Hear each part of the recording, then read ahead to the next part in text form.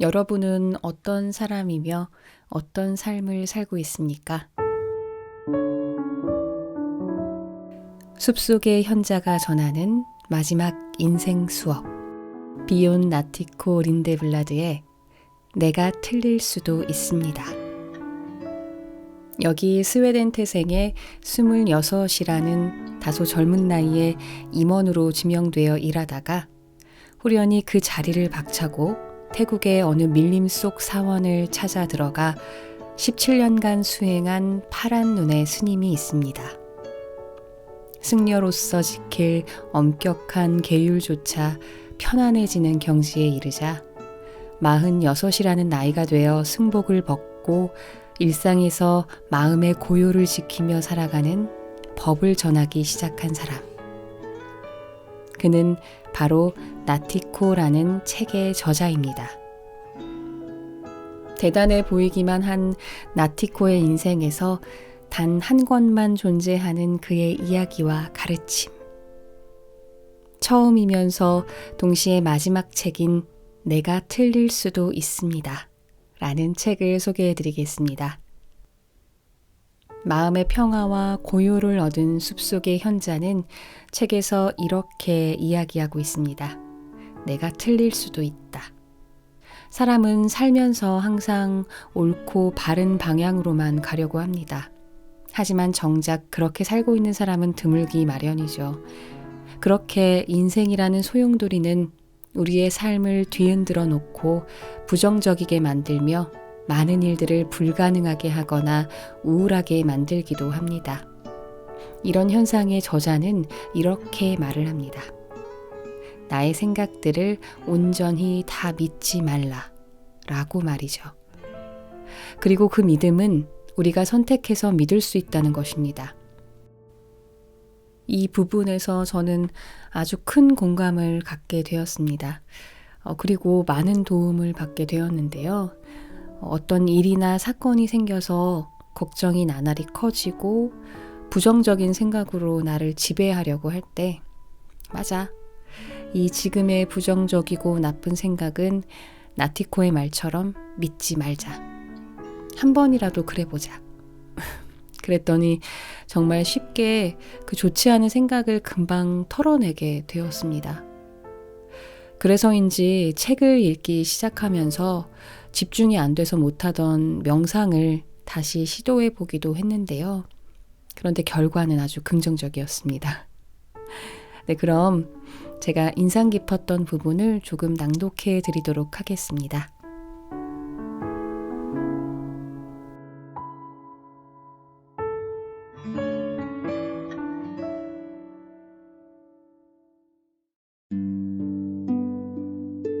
내가 틀릴 수도 있습니다. 비욘 나티코 린데블라드 지음, 박미경 옮김, 출판 다산초당. 과거라는 목줄. 26살 때 에스파냐에서 고독을 견디다 절박한 마음으로 15분 동안 명상을 시도했던 일은 그 당시 제가 예상했던 것보다 더 큰 의미가 있었습니다.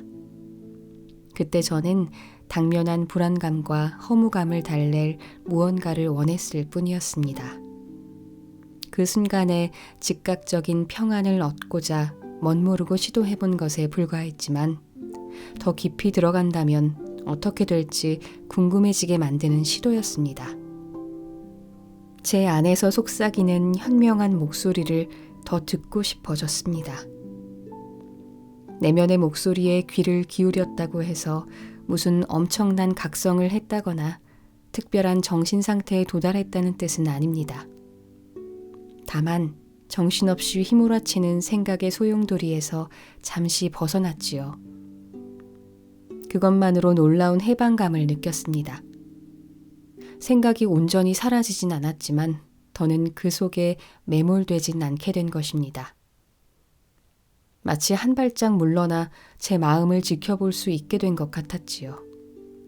그러자 내가 생각을 하는 것이지 내가 곧 생각과 같은 것은 아니라는 것을 깨달았습니다. 물론 생각 그 자체가 문제는 아닙니다. 하지만 떠오르는 생각을 모두 무의식적으로 인지하고 무비판적으로 자신과 동일시한다면 심각한 문제입니다. 수행하지 않은 정신에서는 흔히 일어나는 일이지요. 우리의 정체성과 생각이 불가분의 관계라고 느끼는 것 말입니다. 긍정적 사고를 권장하려는 게 결코 아닙니다. 그럴 생각은 추호도 없습니다. 개인적으로 긍정적 사고가 대단히 효과적이라고 보지도 않습니다. 무조건 긍정적으로 사고하려고 노력하는 것은 일시적인 눈속임에 머무르기 쉽습니다. 그럼 아예 아무 생각도 하지 않으려고 애쓴다면 어떨까요? 그럴 수만 있다면 얼마나 좋겠어요. 하지만 불가능하다고 감히 단언합니다. 우리의 뇌는 애초에 부정형으로, 즉 무언가를 없애는 방향으로 사고할 수 없습니다. 다만 생각을 아예 하지 않을 수는 없다고 해도 생각을 내려놓는 법을 배운다면 앞으로의 삶에 이루 말로 다할 수 없을 만큼 유익할 것입니다. 그렇다면 꼬리에 꼬리를 물고 이어지며 우리를 끊임없이 괴롭히는 생각을 어떻게 내려놓을까요? 일단 관심을 다른 데로 돌려야 합니다. 생각이 일어나도록 부추기는 유일한 요소는 바로 우리의 관심입니다. 꽉 쥐었던 주먹을 활짝 편다고 상상해 봅시다. 이 동작은 어떻게 우리가 생각이든 물건이든 내려놓고 보내줄 수 있는지 고스란히 보여줍니다. 잠깐이라도 힘주어 붙들고 있던 무언가를 내려놓는 간단한 행위로 상상 이상의 효과를 거둘 수 있습니다. 가령 나를 계속해서 괴롭히던 고민 대신 호흡처럼 덜 복잡한 신체 활동으로 관심을 의식적으로 돌린다면 내면의 혼란에서 잠시 벗어나 여유를 찾는 동시에 치유의 효과도 누릴 수 있지요. 어쩌면 다음의 방법이 여러분을 도울 수 있을지도 모릅니다. 기꺼이 시도할 마음만 있다면 말이에요. 우리의 상반신은 일종의 물병과 같습니다.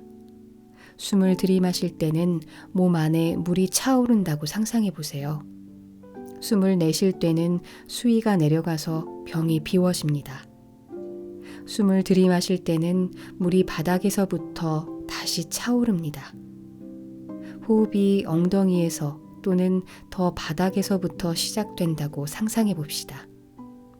그런 다음 물이 배를 지나 가슴과 목까지 차오르는 기운을 느껴보는 겁니다. 밀려왔다가 밀려가는 이 파도에 자신을 잠시 내맡겨 봅시다. 자세가 썩 편하지 않다면 자기 몸에게 다정하고 부드럽게 물어보길 바랍니다.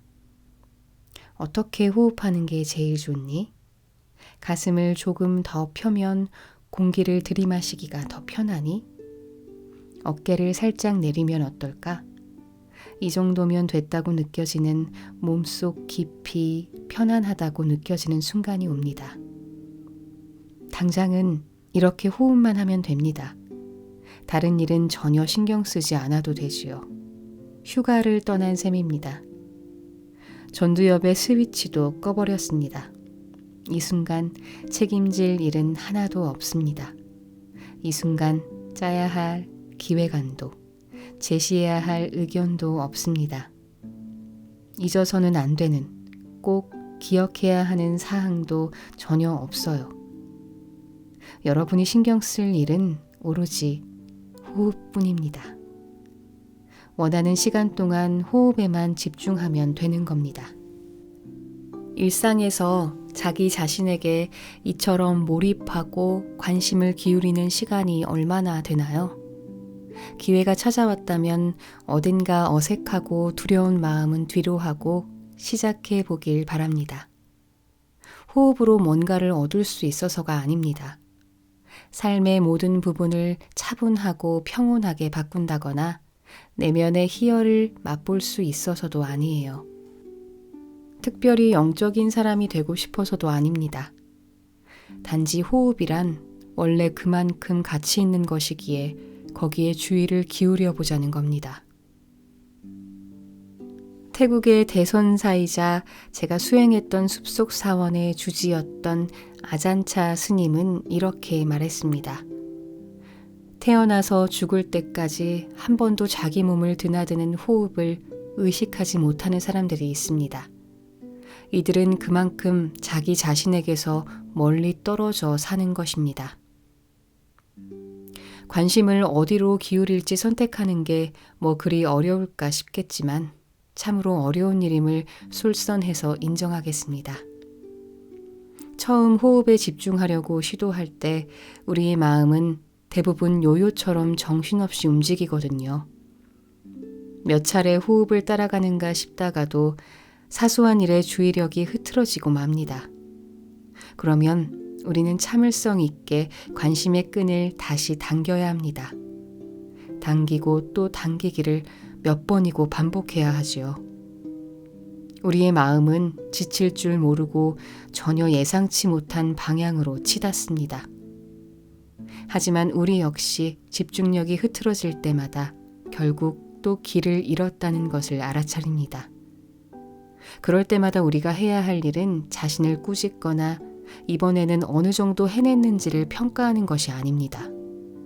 다만 또다시 흐름을 놓쳤다는 것에 주목한 뒤 그 생각을 내려놓고 원래 집중하려던 대상으로 차분히 관심을 돌려야 합니다. 중간에 그만두고 싶을 수도 있습니다. 하지만 꿋꿋이 버틸 만한 가치가 있지요. 호흡에 집중할 수 있게 된다는 건 개개인의 삶에선 별로 돋보이지 않는 몸짓일지라도 인류의 집단적 알아차림이라는 진화적 측면에선 꼭 필요하고도 귀중한 단계이기 때문입니다. 태고적부터 어느 종교에든 차분히 내면의 귀를 기울여야 한다고 강조해 왔습니다. 그 중요성은 불교나 명상에만 국한된 것이 아닙니다. 오히려 이것은 인간답게 존재하기 위한 일입니다. 우리는 누구나 생각을 내려놓을 능력이 있습니다. 관심을 어디로 돌릴지, 또 우리에게 해를 끼치는 일에 얼마 동안 관심을 기울일지 선택할 능력도 있지요. 여러분에게도 당연히 그런 능력이 있습니다. 다만 약간의 연습이 필요할 뿐입니다. 그 잠재된 능력을 무시하거나 아예 잃어버린다면 우리의 삶은 여태까지 몸에 깊이 밴 행동과 관점에 좌우됩니다. 모든 결정을 습관적으로 내리게 되지요. 이를테면 과거에 목줄이 묶여 끌려다니는 것이나 마찬가지지요. 결국 우리는 같은 트랙을 계속해서 돌고 또 돌게 됩니다. 그런 삶은 자유롭지 않습니다. 그 안에는 존엄도 품위도 없습니다. 그렇다면 목줄을 끊어내기가 쉬울까요? 쉽지 않습니다. 그래도 최선을 다할 만한 가치가 있을까요? 물론이죠. 떠오르는 생각을 다 믿지 않는다. 한 달짜리 명상 수련 과정이었지만 나흘 만에 도망치듯 사원에서 나왔습니다. 네 번째 날 저녁 치앙마이 시내에서 포도주를 한 병 시켜놓고 뭐가 잘못됐는지 곰곰 생각했습니다. 이게 왜 그리 힘들었을까요? 나무 판때기에 누워 자는 건 참을만 했습니다. 말을 못하는 것도 견딜 수 있었지요. 꼭두 새벽에 일어나는 것도 괜찮았습니다. 형편없는 음식이나마 배불리 먹지 못하는 것도 넘어갈 수 있었습니다. 하지만 사실상 아무런 제지도 받지 않은 채 쉼없이 떠들고 울먹이고 비난하고 비판하고 독설을 날리고 의문을 제기하고 불평을 일삼는 내 생각과 홀로 마주하는 것. 그것은 참을 수 없었습니다. 제가 아무리 진정시키려 애써도 제 마음은 끊임없이 인신공격과 자기 회의로 반격을 가했습니다. 그 와중에 제 안에서 뭔가가 깨어나긴 했습니다. 더는 이런 식으로 살고 싶지 않다는 마음이 분명해진 것입니다. 자기 자신을 즐거운 마음으로 마주할 수 없다면 보통 문제가 아닙니다. 결국 그 자리에서 저 자신과 협상을 시도했습니다. 앞으론 일단 나 자신이 좀 더 견디기 쉬운 사람이 되는 거야. 내 본 모습을 좀 더 편하게 대하는 사람, 내 생각에 지배되지 않는 사람, 그리고 언젠가 나 자신과 좋은 친구가 될 수 있는 사람 말이야. 어떻게 하면 그런 사람이 될 수 있을지 어느 정도 감은 있었습니다. 더는 제 인생이 통제할 수 없는 내부와 외부 상황에 전적으로 달린 것 같지 않았습니다. 그리고 적어도 슬픔이나 불안감이나 외로움이 밀려들 때 호흡에 집중하면 좋다는 사실은 체득했습니다. 제 의식을 정면으로 바라보고 머릿속에서 떠오르는 온갖 생각을 아무 의심 없이 믿지는 않게 되었지요. 그것이 부처님의 첫 번째 선물입니다. 얼마 뒤 결국 사주 과정을 마치려고 그 시끌벅적한 작은 마을의 사원으로 돌아갔습니다. 제가 내린 제일 힘든 결정이었습니다. 중간에 2번이나 더 포기하고 다시 돌아간 끝에 기어이 끝까지 마칠 수 있었습니다. 타낫이라는 중국인 스승이 있었는데 그만두겠다고 할 때마다 웃으며 위로해 주셨지요. 따끈한 두유를 건네며 이렇게 말했습니다. 이거 마시고 한 잠 푹 자도록 해요. 당신은 이걸 하려고 먼 길을 왔어요. 어쩌면 내일 아침에는 마음이 바뀔지도 몰라요. 실제로 매번 바뀌었습니다. 부처님이 왜 인생의 무상함을 그토록 강조했는지 어렴풋이 알 것 같았습니다. 영원한 것은 없습니다. 힘든 시절조차 영원히 지속되진 않습니다. 그것이 부처님이 준 2번째 선물입니다. 스웨덴으로 돌아와서도 아침 저녁으로 명상을 계속했습니다. 마침내 제 내면 세계를 여는 열쇠를 받아든 것 같았습니다. 제 안에 무엇이 들었는지 서서히 느껴지기 시작했습니다. 받아들이기 어려웠던 일들을 직면할 때마다 마음속의 벽이 조금씩 쓰러졌습니다. 여기저기 흩뿌려진 관심을 걷어들이고 선택한 곳으로 주의를 쏠리게 하는 것. 진정한 고통 앞에서 우리가 할 수 있는 최선은 이것뿐이었습니다. 그것이 부처님이 준 3번째 선물입니다. 떠오르는 생각을 다 믿지는 말라. 살면서 이보다 더 도움이 됐던 말은 별로 없습니다. 안타깝게도 우리는 이 타고난 초능력을 간과한 채로 살아갑니다. 자기 생각에 의심을 품으며 조금은 거리를 두거나 우스갯거리 삼아 가볍게 접근한다면 자기답게 살아가기가 무한히 쉬워지는데 말이지요. 그렇다면 우리가 마음속에 떠오르는 온갖 생각을 무조건적으로 믿지 않을 때 무엇을 얻을 수 있을까요? 그리고 곧 자기 내면에 참된 친구이자 소중한 동반자를 두게 되는 것입니다. 그는 언제나 여러분과 함께하며 절대적으로 여러분의 편이시요. 떠오르는 생각을 거르지 못하고 다 받아들일 때 우리는 지극히 연약한 존재가 되어 수시로 상처받습니다. 인생의 어떤 영역에서든 마찬가지입니다. 제 상처에 신경 쓰느라 지혜로운 선택도 내리지 못하게 됩니다. 자기 생각을 모두 믿어버린다면 우리 삶에서 가장 암울한 순간에 바닥이 없는 심연으로 빠져들게 되지요. 말 그대로 스스로를 죽음으로 몰아넣을 수도 있습니다. 떠오르는 생각을 다 믿는 삶에서 존엄은 어디에 있을까요? 자유는 또 어디에 있을까요? 우리가 어떤 생각을 할 때 그 생각은 대부분 의도치 않게 생깁니다. 그런데 우리는 망망대해에 홀로 떠있는 섬이 아닙니다. 우리는 그간에 길러진 방식, 그동안 경험한 것들, 이 세상에 태어날 때 타고난 것들, 우리가 속한 문화와 환경, 그리고 인생 여정에서 마주치는 메시지들의 영향을 받아 형성됩니다. 생각 또한 그 산물일 뿐입니다. 우리는 생각을 선택하지 못합니다. 그 생각이 어떤 양상을 취할지도 통제하지 못하지요. 다만 어떤 생각은 더 오래 품으며 고취할 수도 있고 어떤 생각에는 최대한 작은 공간만을 내줄 수도 있습니다. 마음속에 불쑥 떠오르는 생각을 막을 방법은 없습니다. 하지만 그 생각을 믿을지 말지는 선택할 수 있습니다. 곰돌이 푸의 지혜. 푸와 피글렛이 함께 걸어가고 있었습니다. 빨간 티셔츠를 입은 푸와 분홍색 수영복을 입은 피글렛이 눈앞에 선하지 않나요? 두 친구는 토끼네 집에 잠시 들렀다가 나오는 길입니다. 푸가 말했습니다. 토끼는 참 영리해. 맞아, 토끼는 참 영리해.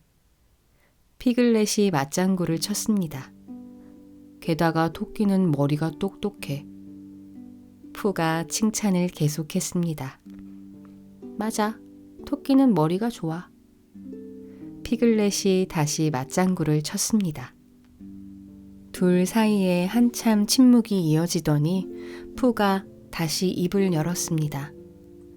그래서 토끼는 아무것도 이해하지 못하나 봐. 누구든 공감할 이야기일 겁니다.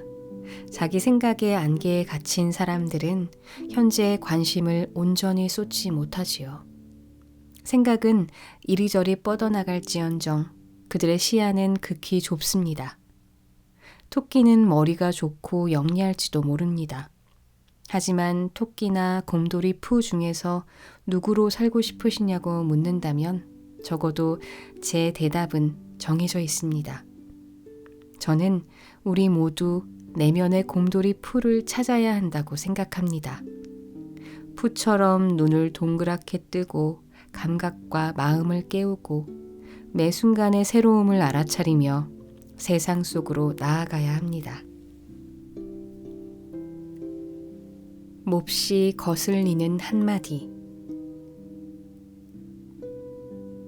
사랑하는 이들 곁에 영원히 머물 수 없음을 진정으로 이해하려면 죽음을 가까이에서 접해야만 하는지도 모릅니다. 물론 머리로는 우리 모두 언젠가 죽으리라는 사실을 잘 알지요. 하지만 그것은 어디까지나 머리에 있는 지식일 뿐입니다. 그 사실을 자기 존재로 깨닫는 것은 인생 전체를 동원해도 이루기 어려운 과업이지요. 그래도 아깝지 않은 가치가 있습니다. 우리가 삶을 당연하게 여기지 않을 때 무슨 일이 벌어질까요? 사랑하는 이들 곁에 영원히 머물 수 없음을 머리로만이 아니라 온몸으로 이해할 때 무슨 일이 벌어질까요? 더는 이만하면 됐다고 믿으며 살아갈 수 없게 됩니다. 그날이 언제인지는 모르지만 우리는 우리에게 의미 있는 모든 사람과 반드시 이별할 것입니다. 그것만이 확실하며 그 외의 나머지는 다 추측이고 가능성입니다. 그 진실이 우리 존재의 일부가 되었을 때 우리는 다른 사람들에게 그리고 삶 자체에 다가갈 유일한 방식이 존재한다는 것을 깨닫게 됩니다. 바로 다정하게 다가가야 한다는 것입니다. 여러분이 사과 한마디를 전해야 할 사람이 있습니까? 지금이 그 말을 꺼낼 시간입니다. 여러분만이 해줄 수 있는 말 몇 마디를 기다리는 사람이 있습니까? 망설이지 마십시오. 지금이라도 바로잡을 수 있는 후회스러운 일이 있습니까? 당장 바로잡으면 됩니다. 어쩌면 자기 인생에서 절대 용서할 수 없다고 느끼는 일이 있습니까? 때로는 정말 그런 일도 있습니다. 하지만 가끔은 이렇게 생각해 보는 것이 도움이 될지도 모릅니다. 만약 여러분이 그들과 똑같은 DNA와 똑같은 업보와 똑같은 성향을 타고난다면 여러분이 그들과 똑같은 방식으로 자라고 똑같은 주변 사람들 속에서 똑같은 일을 겪으며 살았다면 어쩌면 여러분도 그들과 똑같이 행동했을지도 모릅니다. 세상에는 이해의 수준을 넘어선 악이 존재합니다. 제가 지금 이야기하는 건 그런 것이 아닙니다. 평범한 우리의 삶에서도 악질적이고 양심 없는 행위들이 있습니다. 그런 행위들은 심판받거나 비난받아야 마땅하지요. 그러나 그 행위를 저지른 사람에게까지 완전히 마음을 닫는 건 다른 문제입니다. 사람과 행위를 분리할 줄 알게 될 때 진정 영혼이 멀리 왔다고 말할 수 있습니다. 모든 사람과 모든 것을 따뜻하게 포용하고자 하는 마음 상태는 아름다운 것입니다. 그렇게 되고자 다른 사람에게 너그럽고 부드럽게 대한다고 해서 내가 겁쟁이가 되는 것은 아닙니다. 사람들에게 관대하고 넉넉한 사람이라도 의도적으로 상대가 자기를 속이고 선을 넘는 행동을 할 때 얼마든지 단호할 수 있지요. 사람과 행위는 얼마든지 분리할 수 있습니다. 혹시 이 말이 몹시 신경에 거슬리나요? 절대 다시 받아들일 수 없는 누군가가 이미 존재합니까? 당연히 그럴 수 있습니다. 화해와 용서는 쉬운 일이 아닙니다. 하지만 차분한 상태에서 그 분노와 미움이 자신에게 어떤 영향을 끼치고 있는지 돌아보았으면 합니다. 여러분의 마음을 누군가에게서 완전히 닫아버릴 때 무슨 일이 일어날까요? 적어도 상대는 겉으로 보기에는 아무렇지도 않을 겁니다. 하지만 여러분은요? 여러분의 세상은 분명히 더 좁아졌을 겁니다. 지금 여러분의 마음에 억울함의 씨앗을 심은 것입니다. 누군가를 밀어내려면 마음 어딘가에서 그 사람에 대해 끊임없이 생각해야만 합니다. 그러다 보면 억울함은 점점 자라 상대에게는 조금도 영향을 미치지 못하고 어느새 자신을 망가뜨리는 지경에 이르게 될 겁니다. 제2차 세계대전이 끝나고 나서도 남태평양 제도에 남았던 일본의 잔병 일부는 전쟁이 끝났다는 것을 절대 믿지 않았다고 합니다. 그중 몇몇은 종전 후에도 수십 년이 지나 자기 자리를 지키며 무기를 거두지 않았지요. 전쟁이 끝났다는 속임수에 절대 당하지 않겠다고 굳게 결심했던 겁니다. 그 무엇도 그들을 설득할 수 없었습니다. 우리도 종종 그와 같습니다. 전쟁에 너무나 집중한 나머지 백기를 보지 못하지요. 하지만 결국에는 전쟁이 끝났다는 걸 깨닫는 순간이 옵니다. 그때가 되면 이미 너무 긴 세월이 지났을지도 모릅니다. 우리에게 가장 중요한 것은 자기 자신과 화해하는 겁니다. 거기에 도달하면 갑자기 굉장히 많은 것들이 알아서 제 자리를 찾아갈 겁니다. 전쟁이 끝났다. 백기를 흔들라. 화해는 그때부터 시작됩니다. 다른 사람이 먼저 용서하거나 화해를 청하기까지 기다린 다음 나아갈 수는 없습니다. 모든 것은 여기에서 시작됩니다. 그리고 끝납니다. 용서라는 말을 생각하면 출가 초기에 겪었던 사건이 하나 떠오릅니다. 부당함을 겪었을 때 느끼는 억울함과 분노가 어떻게 작동하며 그런 감정을 어떻게 놓을 수 있는지를 보여주는 일화이지요. 매년 1월 우리 사원의 설립자이자 널리 존경받는 아잔차 스님을 추모하는 행사가 열렸습니다. 전통에 따라 우리는 큰 스님의 기일을 매년 기념했습니다. 아잔차 스님은 제가 사원에 도착한 지 열 이틀 만에 돌아가셨지요. 이 행사는 세계 각국으로 퍼졌고 해마다 여러 나라에서 승려들이 찾아와 우리와 함께 의식을 치렀습니다. 참석자 중에는 영국에서 오는 한 원로 승려도 있었는데 모두가 거리끼는 분이었습니다. 그분이 도착할 날짜가 다가오자 스승은 다음과 같은 말로 우리를 다독였지요. 자, 그 스님께 5성급 대우를 해드립시다. 우리와 함께 지내는 며칠 동안 존경받는 스승이라 느끼게 해줍시다. 스승님의 제안은 그럴듯하게 들렸습니다. 아무리 괴팍한 사람이라 해도 단 며칠을 다정하게 대하는 것이 그리 어려울까요? 그래서 우리는 온 힘을 기울이기로 했고 실제로 그렇게 했습니다. 영국인 스님은 자신이 모셨던 여러 스승과 자신이 겪었던 다양한 모험 이야기를 들려주셨습니다. 재미있게 이야기를 듣던 중 한 사람의 이름이 언급되면서 분위기가 바뀌었습니다. 그분은 숲속 수행의 전통에 따라 수행하는 또 다른 원로 승려였습니다. 영국 스님은 몹시 억울하고 성난 목소리로 그 스님이 오래전에 잘못한 일과 그것이 얼마나 지독하게 부당한 일이었는지 말하기 시작했습니다. 젊고 순진했던 저는 이렇게 말해버렸습니다. 그랬군요. 하지만 22년 전 일이지 않습니까? 이젠 그만 내려놓을 때가 되지 않았나요? 이쯤에서 충고 한마디 하겠습니다. 화난 사람에게 절대로 내려놓으라고 말해서는 안 됩니다. 그 말이 통하지 않는 건 물론이고 오히려 상대를 자극할 뿐이지요. 내려놓으라고 말해야 할 상대는 자기 자신뿐입니다. 그때만 유일하게 효과가 있지요. 당시에 저는 이 교훈을 아직 익히지 못했던 터였습니다. 제 말은 당연히 의도한 효과를 발휘하지 못했습니다. 영국 스님의 분노를 먼지만큼도 가라앉히지 못했거든요. 아마 조금 더 키웠겠지요. 영국인 스님의 오두막에서 물러난 뒤 저는 조금 전 상황을 차분히 돌아보았습니다. 그분은 22년 전 겪었던 부당함을 날마다 곱씹으며 상기했던 것이 아닐까요?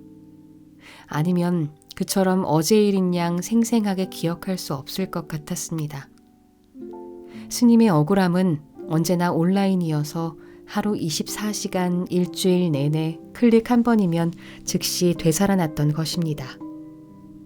여기서 한 가지 주목해야 할 가치가 있습니다. 이 일화는 용서가 어떻게 자유를 얻는 비결일 수 있을지를 보여줍니다. 이미 벌어진 일을 수용해야 하는 것은 단지 더 훌륭한 사람이 되기 위해서가 아닙니다. 수용의 태도가 우리의 마음에 어떤 감정이 머물게 할 것인지, 그리하여 우리의 정신을 어떻게 건강하고 온전하게 지킬 것인지를 결정합니다. 숲속 사원에서 제가 아주 좋아하는 사람 중 태국인인 루앙 폰둔 스님이 있었습니다. 스님은 대단히 총명했고 명상에도 조예가 깊었지요. 당시 태국 국왕과 왕비도 루앙 폰둔 스님의 제자여서 보시하고 이야기도 나누고 정기적으로 사원까지 찾아왔습니다. 한 번은 국왕이 스님에게 정중한 목소리로 물었습니다. 루앙 폰둔 스님도 화난 적이 있습니까? 불교에서 평정심은 때로 깨달음의 척도처럼 여겨지기에 다소 민감한 질문이었습니다. 감정에 쉽게 휩쓸리지 않고 큰일 앞에서도 동요하지 않는 이들은 존경의 대상이었습니다. 루앙 폰둔 스님은 미 디테 마이아오 라고 대답했습니다. 화가 나긴 하지만 그 화는 아무것도 차지하지 못합니다. 라는 뜻이지요. 이 이야기는 우리의 내면이 떠오르는 모든 감정을 품을 만큼 매우 깊고 넓을 때 삶이 어떤 모습일지를 보여줍니다. 그렇다고 어둡고 부정적인 감정을 모두 피하라는 말이 아닙니다. 다만 그런 감정이 곧 우리 자신이라고 믿지 않길 바랍니다. 그것이 내면을 전부 차지하고 물들이게 두지 말길 바랍니다. 그런다면 분노나 억울함도 시기와 미움도 더는 우리를 해치지 못하고 곧 후회할 일을 저지르게 하지도 못합니다. 네, 여기까지 본문 일부만 낭독해 드렸습니다. 저는 책을 다 읽고 지금 나는 어떤 삶을 살고 있을까 하고 자문하면서 저 자신을 되돌아보는 시간을 갖게 되었던 것 같아요. 여러분도 잠시나마 부정적인 생각이 들었다면 그 생각을 접어두고 마음의 고요를 찾아보시길 바랍니다. 네, 여기까지 내가 틀릴 수도 있습니다. 소개해 드렸습니다. 감사합니다.